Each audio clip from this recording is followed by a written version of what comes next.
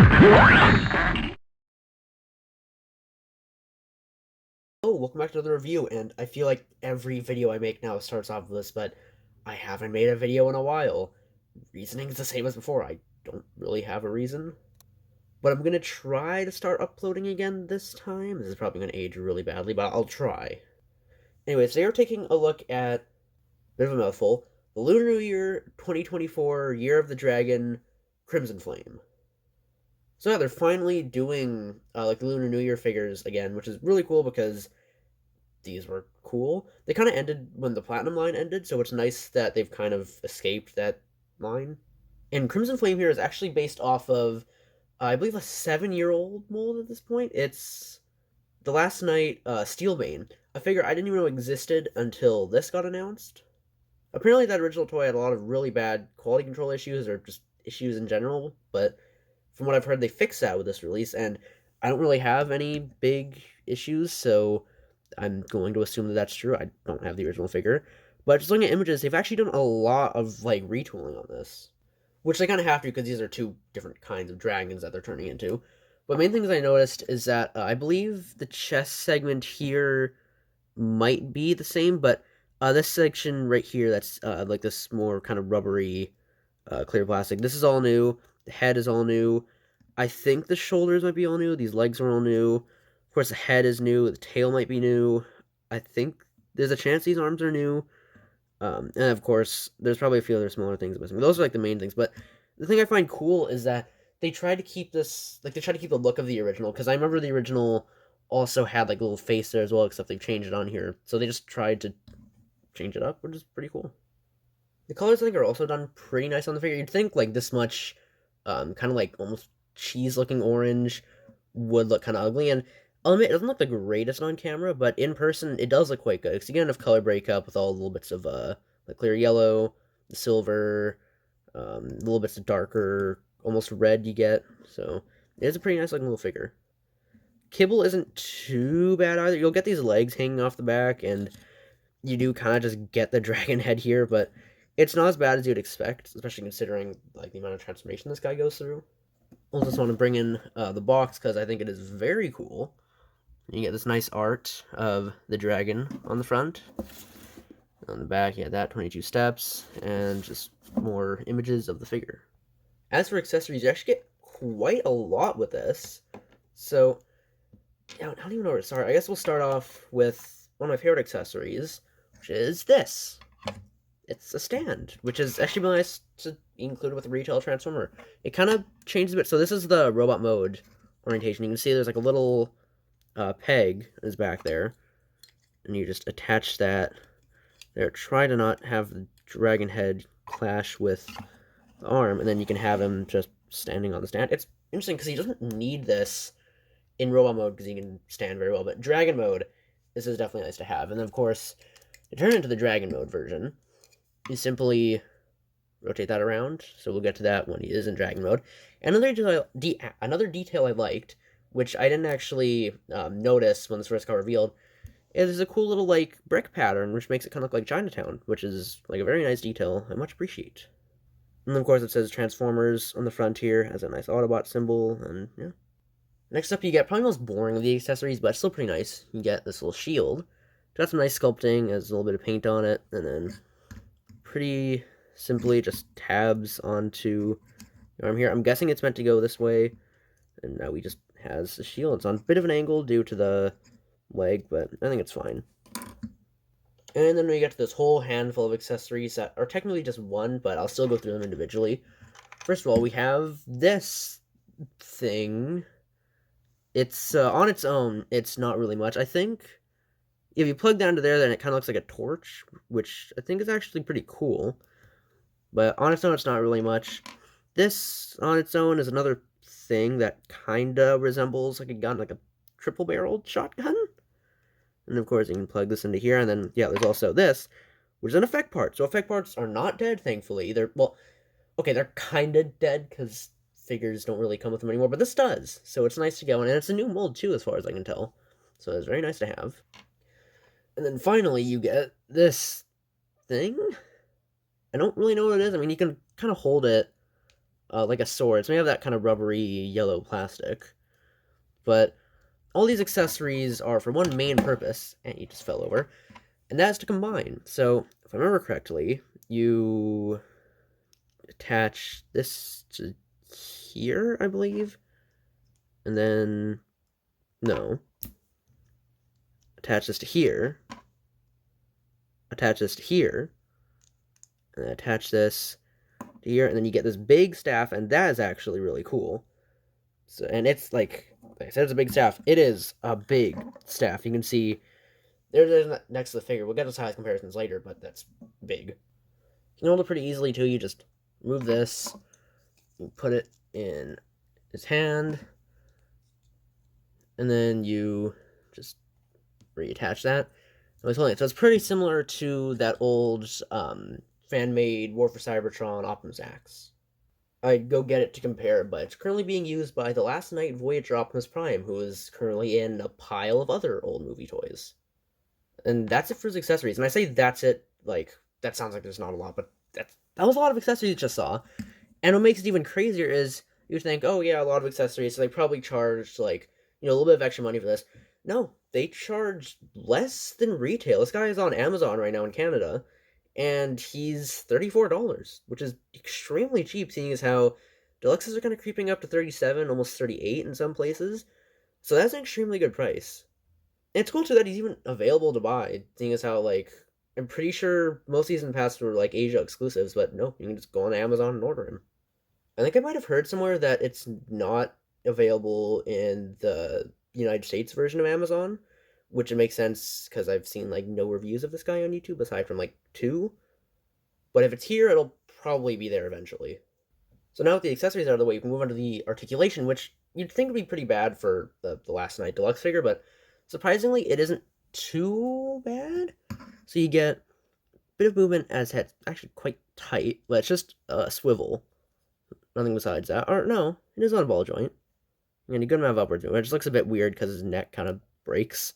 And then the shoulders, these shoulder joints are individually jointed, and the shoulders themselves are on a ball joint. And I don't like this because it's kind of angled like that. With how these transform, you can fold them in a bit more.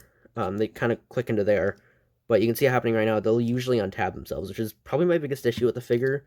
That can just get a little bit annoying. But you still get an okay range of motion from it. And then you do actually get a bicep swivel, which is nice.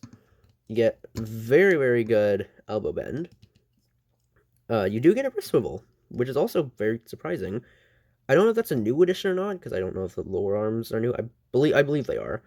And then, sadly, no waist swivel, but I think that's impossible due to the transformation, which you will see later. And hey, another issue with the figure. This isn't as bad as the thing there, but this likes to undo itself. And I can never quite get to fully click together, but it doesn't, like, untab as often as that.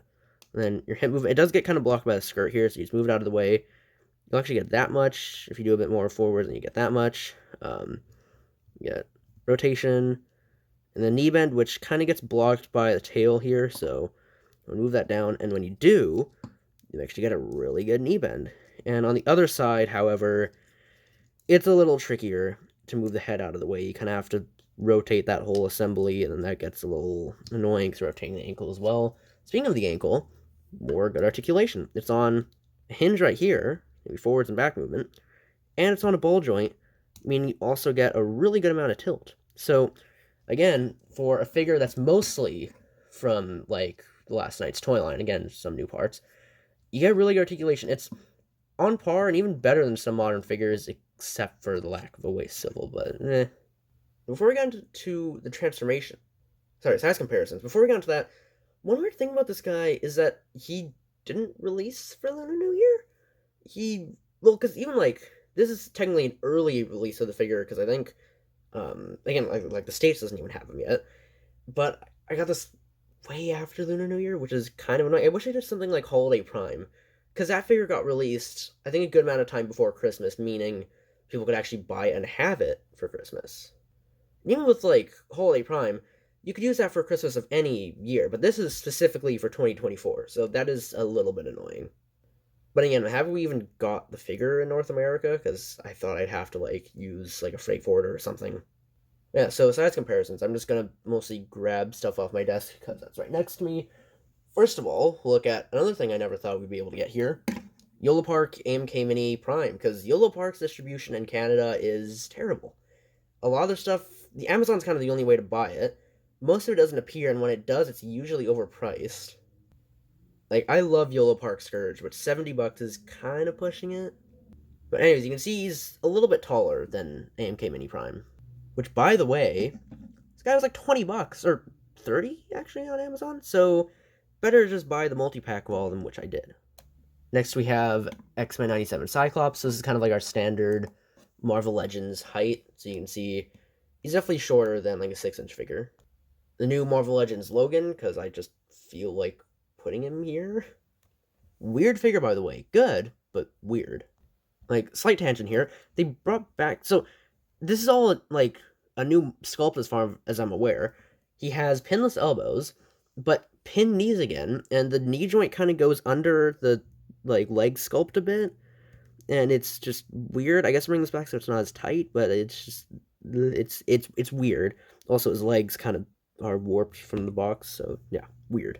But good, really good figure. Same with the Sabretooth. Next we have Studio Series Concept Art Megatron. I have to move the camera up so he actually fits in frame. Well, standard size SH Figuarts, that being the Rise of Ultraman, I believe, version. As you can see, I've been doing a lot of collecting since I kind of stopped making videos. A standard size Mafex, that being the best live action Batman, Robert Pattinson, also movie delay, Uni, and a standard size deluxe, of course, being premium finish Ratchet. So you can see Crimson Flame is a tad bit shorter than... well, this is basically a large deluxe class, so essentially this is normal deluxe class size. Now that we've finished with size comparisons, we can move on to transformation and move the stand out of the way. So first of all, you're going to want to do the part that's annoying to deal with usually, and fold these back. Oh yeah, so I guess he does kind of have a bit of a butterfly joint if you want to use that. It looks kind of ugly, but you can do it. And then I'm just going to rotate these little legs down. You're going to slide this up, and we'll just leave it like that for now. You're going to want to take this back section here, rotate and move it out of the way, and then the really cool part about the transformation where we split this entire leg section, bring it up here, and then we have this one down here. And we want to come down here, rotate foot up like that, and you rotate the tail out, and then we'll do pretty much the same thing on here with the head, and you also want to rotate it around this way. And you can see it's really cool how he just displays his legs out, and then you have both the tail and the head, and there's no kibble or anything. It's really clever. I want to fold these legs out, bring this up, and then just kind of swing it around here. And this way you can also rotate this whole section, and that should kind of nest in there if you transform it correctly. And you also rotate that little like knee swivel, rotate this section here as well, rotate the knee swivel here. We have more of our dragon coming along. Move arms down, forward, to kind of get them out of the way. And then we're going to want to do this part, which is always very satisfying. You bring in these two halves to kind of cover up the head.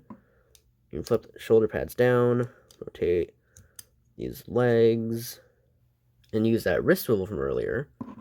Rotate it around here, and then you can bend the elbows as far as you want so the leg actually looks proper.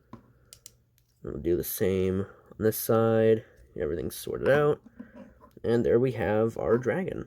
And that's a very interesting and unique transformation, which I'm happy people are able to finally enjoy now, because again, apparently the original mold had some really bad QC issues. And it results in an awesome looking dragon mode. Like, look at this. It is huge, for one. Like, remember the box from earlier? There it is with the box. It is longer than it, which is very impressive. Sadly, he's kind of affected by gravity and, like, has his head down like this all the time.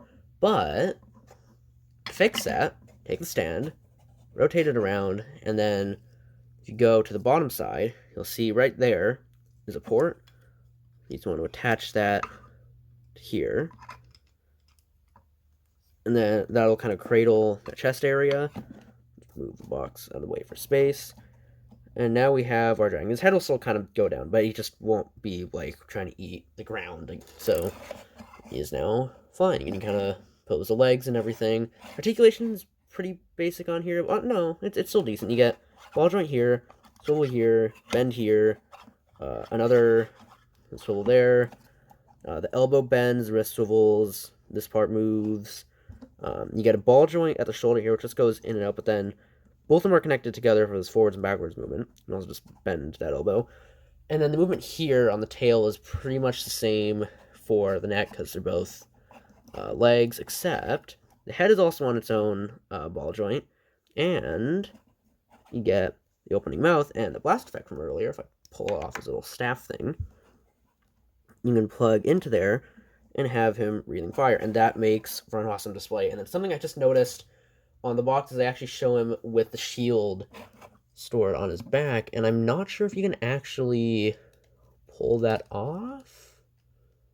No? Maybe?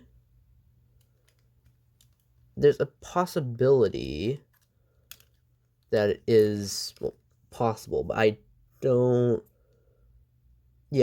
think there is. I could check the instructions, but I'm too lazy to. So anyways, that's it for my review of Crimson Flame. It's a really good figure. I'm just happy that they're doing these, like, Lunar New Year, like, exclusives again, because these are awesome. And I'd highly recommend this. Anyway, if you liked the video, then give it a thumbs up. If you didn't, then don't. Bye.